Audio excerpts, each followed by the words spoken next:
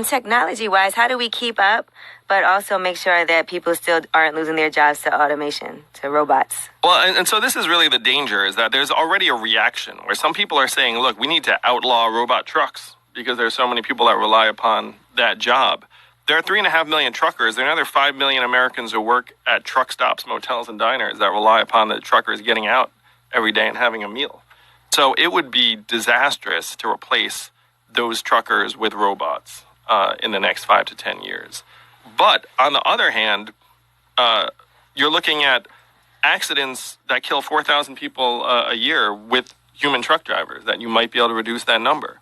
You're looking at fuel efficiency savings because the robot trucks can convoy together and there's lower wind resistance. So it's actually good for the earth, maybe, if you have robot trucks. Yeah, but they could put things on cars that'll stop the accidents and all the stuff that they're creating now. Right now, in my wife's car, I can't get into an accident. I cannot hit a wall. That's a good car, man. It has so many sensors. It has so many sensors on it that it stops.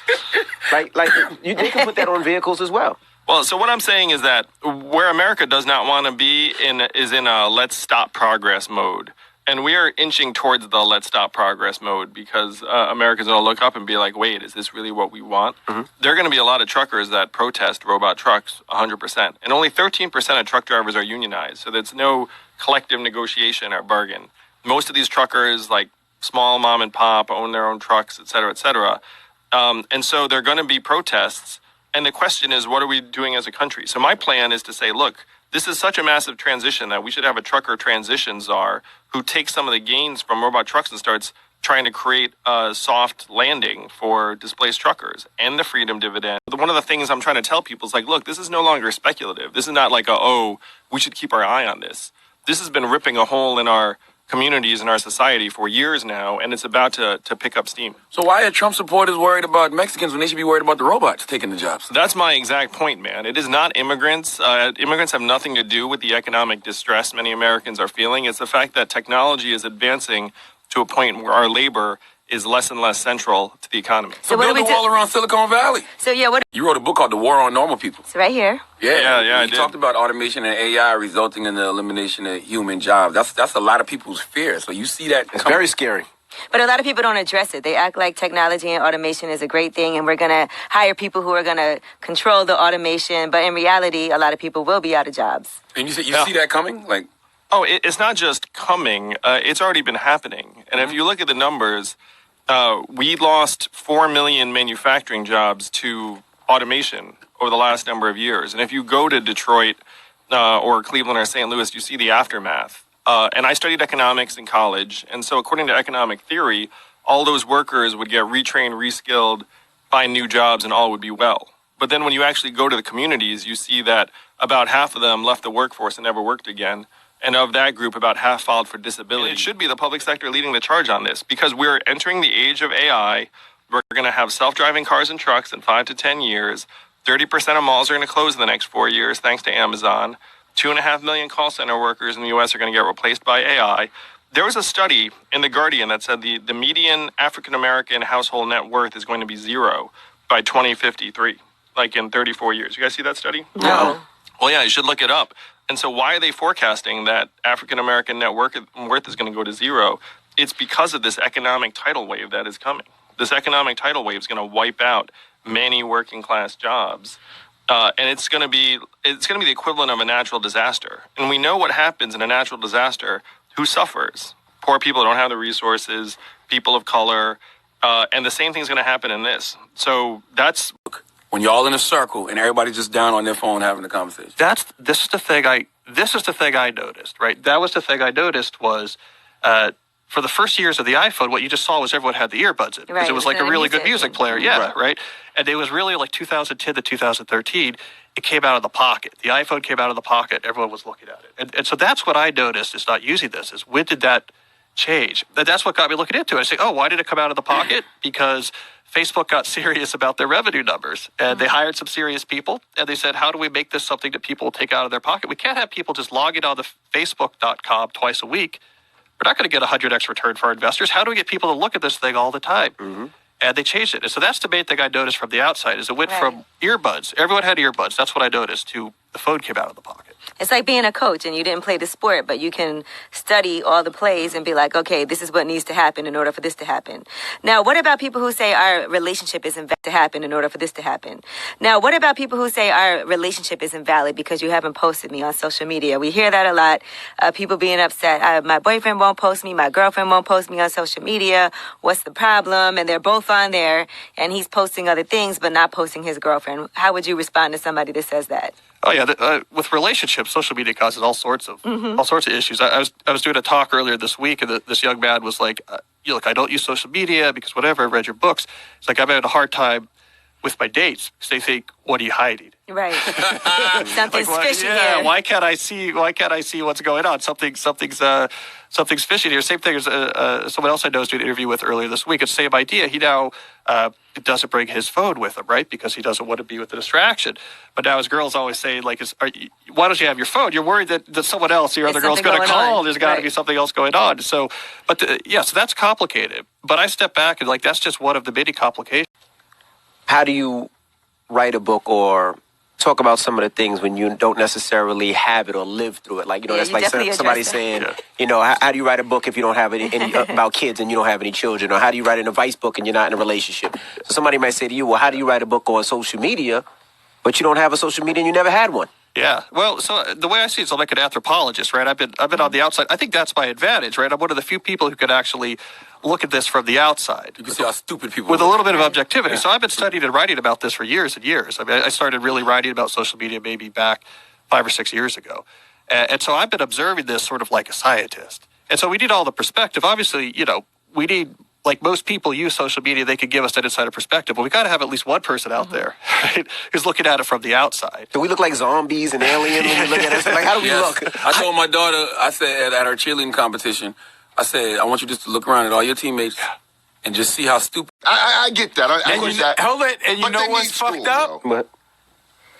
Artificial intelligence is coming, right? So the working force, the worker bee, they're replacing you with a robot.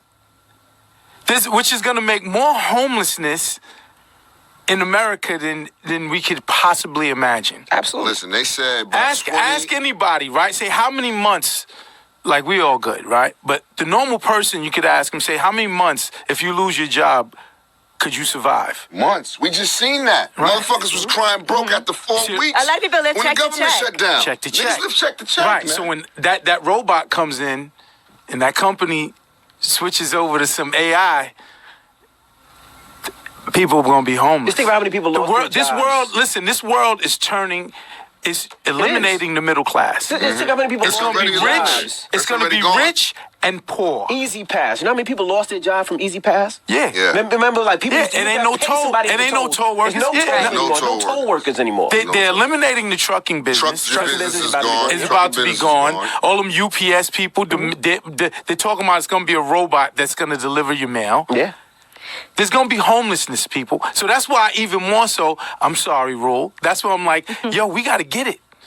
We got to be on. If the world is rich or poor, if you're not smart enough, but then I'm like, that's why we say we're going back to the kids, and I scream, y'all don't work, because their backs are not against the wall. Right. But though a lot of people have different side gigs now, and that's something that we didn't grow up with people having, like opportunities to do multiple different things. Because it is an economy that we're in where most people now have more than one thing that they do. They might have like a main job, but then they have other ways to have streams of income too. Yahoo suggests the solution is a smart billboard that spies on people as they drive by. The information captured by the technology would then be used to tailor the ads presented on the billboards. The patent describes placing a digital billboard adjacent to a popular freeway, which would use sensors to monitor the time of day and or the day of the week. This information could then be sold to advertisers, as it reveals who is traveling down the highway on a Monday morning during rush hour or who is making it home from the late shift. This would allow them to display advertisements that would appeal to an expected demographic and to display the advertisements for durations that are commensurate with the level of traffic congestion. Reads the patent. Sensors hidden in the billboards could also be used to determine whether drivers are paying attention to it. The patent describes eye tracking technology that grabs data when someone looks directly at the ad. Also, with this technique, microphones could eavesdrop on nearby conversations to know if talking about the ad on the screen. The application gives readers a another example that suggests cameras and microphones could work together as a surveillance team and capture images or videos of the vehicles coming in the direction of the billboard. Using image recognition techniques, information about the makes and models of the vehicles could be used to further inform the selection of advertisements by including real-time information that correlates with demographic characteristics of at least some of the target audience, shares the application. Yahoo explains that the billboard could also work with advertising exchanges, as it could push ads to people's devices including tablets, smartphones, smartwatches and car television sets, reports Sophos. Although the system seems intrusive, it won't be able to target each passersby personally, but would rely on groupization. This means the system is designed to identify individual people in order to understand the crowd better. In China, people use mobile services owned by Alibaba and Tencent to do almost everything. They chat, shop, send money to each other, and even make purchases in physical stores. And the country is becoming cashless. So here's the scary thing for American finance executives. The banks never get a cut. In fact, many Chinese don't even have bank accounts. China is among the growing number of countries showing that payments can happen cheaply and easily without banks or credit cards. In contrast, U.S. consumers still rely on banks for most of their purchases. Even mobile payments made through apps like Apple Pay, Uber, or Venmo are tied to users' cards or bank accounts.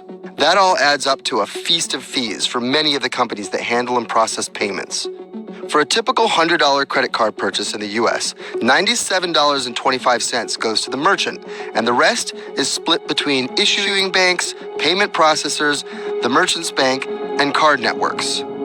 Those small slices add up to billions of dollars for banks every year. If apps were to grab market share in the U.S. at roughly the same rate as they have in China, banks would lose a projected $43 billion in revenue from one of their most profitable businesses. And that's not the end of it. Banks also generate revenue by dispensing cash and administering checking accounts.